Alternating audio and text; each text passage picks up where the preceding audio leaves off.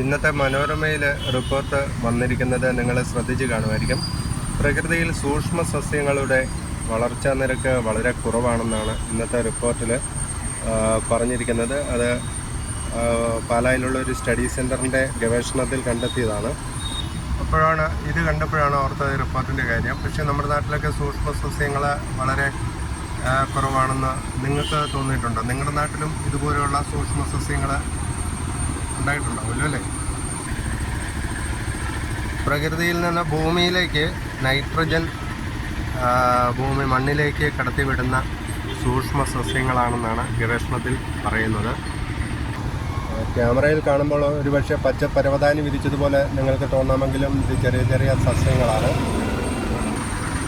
ഇതിനകത്ത് തന്നെ പല ഐറ്റംസ് ഉണ്ട്. പക്ഷേ നമുക്കിതിൻ്റെ ഒന്നും പേരറിയത്തില്ല. ഗൂഗിളിൽ സെർച്ച് ചെയ്താൽ ഒരുപക്ഷെ ഇതിൻ്റെയൊക്കെ പേരുകൾ കിട്ടുമായിരിക്കാം. ഇതൊക്കെ നമുക്ക് മഴക്കാലത്ത് മാത്രം കാണുന്ന ചില സസ്യങ്ങളാണ്. മഴ പിടിച്ചു വരുമ്പോഴേ ഇതൊക്കെ നമുക്ക് കാണാൻ സാധിക്കുകയുള്ളൂ. പക്ഷേ ഇതിനെ ഒന്ന് ശ്രദ്ധിച്ച് നോക്കിയാൽ നല്ല ഭംഗിയാണ് ഈ ചെടികൾക്ക്, ഈ സൂക്ഷ്മ സസ്യങ്ങൾക്കൊക്കെ.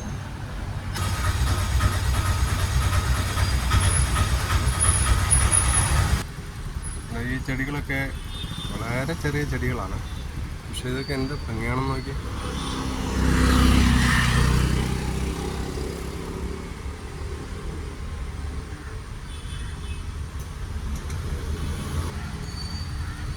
ഇതിൻ്റെ പേരറിയാവുന്നവരൊക്കെ ഉണ്ടെങ്കിലൊന്ന് പറയാം. ഈ ചെടിയുടെ തണ്ടും ഇലയും ഒക്കെ നോക്കി. ഇത് പണ്ടത്തെ മഷിത്തണ്ടാണെന്ന് തോന്നുന്നു കേട്ടോ, അല്ലേ? അറിയാവുന്നവർ പറഞ്ഞു തരണേ.